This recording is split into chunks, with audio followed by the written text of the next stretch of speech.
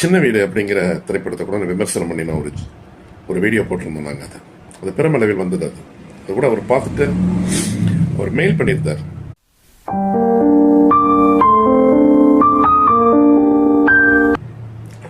இது எப்படி இவ்வளோ கிரிட்டிசைஸ் பண்ணுறீங்களே, இவ்வளோ உள்ளூரை நான்லாம் கவனிக்காத விஷயத்தெல்லாம் நீங்கள் கவனிச்சிருக்கீங்களே அப்படின்லாம் அவர் சொல்லியிருந்தார். திரு பாக்கியராஜ் ஸ்க்ரீன் பிளே ரைட்டர் மட்டும் சொல்லிட்டு இருக்கிறாங்க, சிறந்த இயக்குனர். ஒரு மனிதர் ஒரு கதை திரைக்கதை வசனம் எழுதி அது 100% சக்ஸஸ் ஆனது உண்மையிலே பாக்கியராஜ் சார் மட்டும்தான்.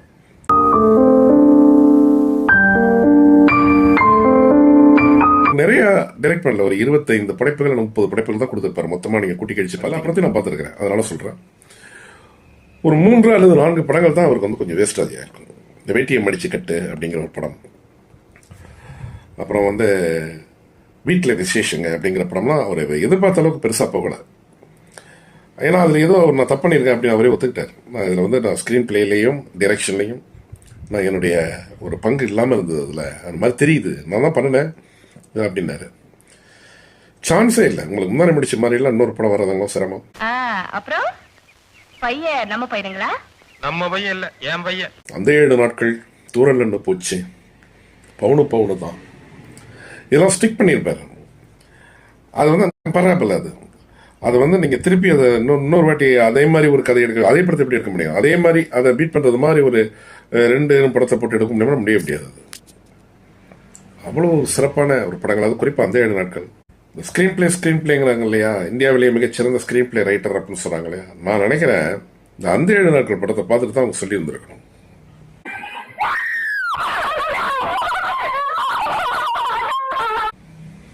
ஏன்னா அதில் அப்படி இருக்கும்.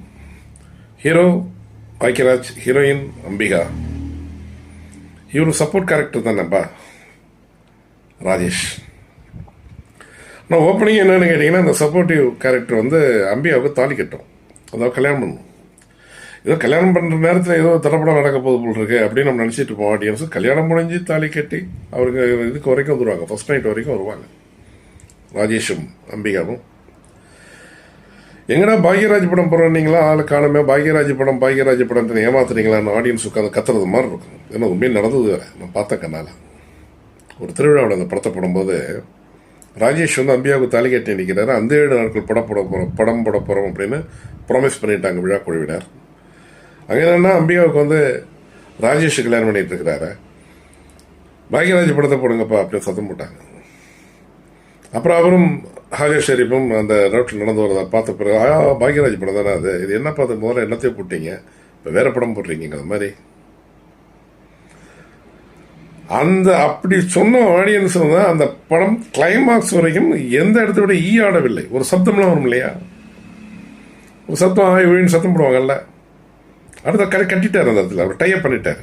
பாக்யராஜ்கிட்ட ஒரு முக்கியமான விஷயம் என்னன்னு கேட்டிங்கன்னா, ஒரு ஸ்டோரி எடுத்துக்கிட்டாருன்னா அதை எப்படி சொல்கிறது, அதை வந்து கொஞ்சம் கூட ஆடியன்ஸ் அந்த போகாம அவங்கள நெயில் பண்ணி உட்கார வச்சு, எந்த காதலி உங்களுக்கு மனைவி ஆயிட்டு வரும், ஆனால் உங்கள் மனைவி எனக்கு காதலி ஆயிட்டு வராது, அந்த கதையை சொல்றதுங்கிற வித்தை வந்து அவருக்கு எங்கேயும் கத்துக்கல.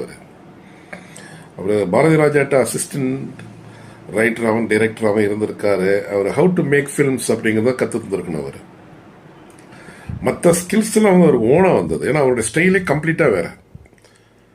பாரதி ராஜா ஸ்டைலுக்கும் பாக்யராஜ் ஸ்டைலுக்கும் சம்மந்தமே இல்லாமல் இருக்கும். அது பாரதி ராஜாவே சொல்லியிருக்காரு, என் ஸ்டைல் வேற, அவனுக்குன்னு ஒரு கலர் எடுத்துட்டு போயிட்டான் அப்படின்னு தான் சொல்லுவார் பாரதி ராஜா.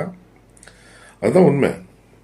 சுவர் இல்லாத சித்திரங்கள் நீங்க படத்தை நீங்க ஃபர்ஸ்ட் அவருடைய டைரக்ஷன்ல வந்த படம், அதை பார்த்தாலே தெரியும் உங்களுக்கு.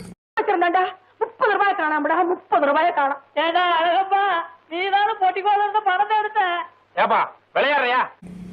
உரகை ஓசை, இதெல்லாம் வந்து மிகப்பெரிய காப்பியங்கள். அப்படி ஒரு மனுஷன் விரச காட்சிகள் 1-2 இருக்குங்கிறது உண்மை. அது அவரே வருத்தப்பட்டிருக்காரு, என்னால் ஒன்றும் செய்ய முடியல, சில இடங்கள் வைத்துத்தான் ஆக வேண்டும். எவ்வளவு பிரமாதமான படம் தெரியுமா உங்களுக்கு இது. நம்மால அதை விட ஒரு சிறந்த படைப்பை யாராலும் பண்ண முடியாது. டைரக்ஷன் கூட அஃபிஷியல் சேஃபுக்காக பாலகுமாரன் போட்டிருப்பாரு, இவர் தான் டைரக்ட் பண்ண படத்தை. அது ஏங்க அதனுடைய கலையம்சம்லாம் வந்து ஒரு எப்படி இது பண்ண முடியுது அப்படின்னு தெரியல. ஒரு 2வது அந்த ஆக்டர்ஸ் எல்லாம் இவருக்கு சப்போர்ட்டா எப்படி ஆக்ட் பண்ணாங்கிறதே ஆச்சரியமா இருக்கு நமக்கு. இந்த கிருஷ்ணன் கலைஞானம் நடிச்சிருப்பாரு இல்லையா, ஏதோ நம்ம ஊர்ல உள்ள ஒரு ஆள் அப்படி நடிக்கிறது மாதிரி தெரியும் அப்படியே. நீ என்ன பண்ற? நேரா மயிலாப்பூர் குளத்துக்கு போ, ஒரு குளியல் போடு, என்ன மாதிரி விபூதி இட்டுக்கோ, பேசா ஒரு பூணிலையும் போட்டுட்டு வா. அது எப்படி இந்த வக்கு வாங்கினாருங்கிறதெல்லாம் ஆச்சரியம். எல்லாரும் தான் டைரக்ட் பண்றாங்க, எல்லாரும் தான் திரைக்கதை எழுதுறாங்க.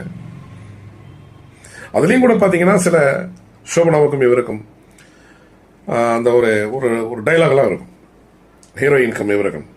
அந்த டைலாக்லாம் கொஞ்சம் முகம் சுளிக்க முடியாதான் இருக்கும். அது சிலதெல்லாம் ரொம்ப கொஞ்சம் எல்லா தரப்பு ஆடியன்ஸையும் நான் வந்து திருப்திப்படுத்தணுங்கிறதுக்காக நான் அதெல்லாம் செய்யறேன் அப்படிங்கிறாரு. அப்படின்னாரு அவரு. பல பேட்டிகளில் பார்த்துருக்கோம் இல்லையா நம்ம. அப்போ ஒரு மிகச்சிறந்த மனிதர். அவருடைய படங்கள் இன்ன படம் இல்லை. அந்த கடைசியாக வந்த படம் வரைக்குமே நல்லா தான் பண்ணியிருந்தாரு. சொக்கத்தங்கன்னு ஒரு படம் பார்த்துருப்பீங்க, விஜயகாந்தை வச்சு இப்படி ஒரு படம் பண்ண முடியுமா அப்படின்லாம் அந்த படத்தை ஆரம்பிக்கும் போதே ஹீரோ தப்பா போடுறாரு. ஆனால் விஜயகாந்த் நல்ல ஹீரோ. பாக்யராஜ் கான்செப்டுக்கு விஜயகாந்த் ஒத்து வருவாரா அப்படிங்கிறதெல்லாம் டவுட். அந்த படம் ஸ்டார்ட் பண்ணும்போதெல்லாம் சூப்பர்பா வந்தது. நீங்க ஒரு சீனுக்கும் லாஜிக் சொல்லியிருப்பாரு.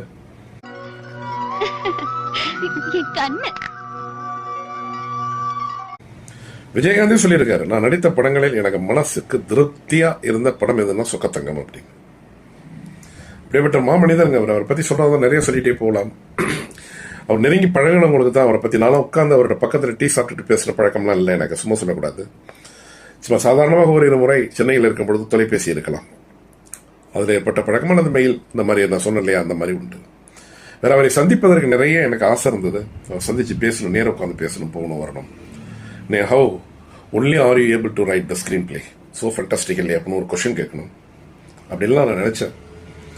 என்னால் ஏழை விளையாட்டு பேட்டி கூட எடுத்து நம்ம சேனலில் போகணும்னு கூட நினைச்சேன். அதுக்கு முன்பே அவர் அவசரப்பட்டு விண்ணுலகுக்கு சென்று விட்டார் என்கின்ற செய்தி மிகப்பெரிய வருத்தத்தை தருகின்றது.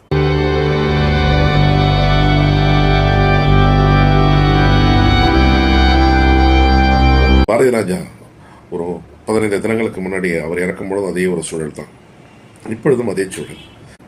திரு பாக்யராஜ் சார் அவர்களை இழந்த தவிர்க்கும் அவருடைய மனைவி பூர்ணிமா பாக்யராஜ், அவருடைய மகன், மகள், அத்தனை பேருக்கும் அவங்களுக்கு என்னுடைய வருத்தத்தை தெரிவித்துக் கொள்கின்றேன். எங்கள் டிவியின் சார்பாக, மகேந்திரன் குளோபல் டிவியின் சார்பாக.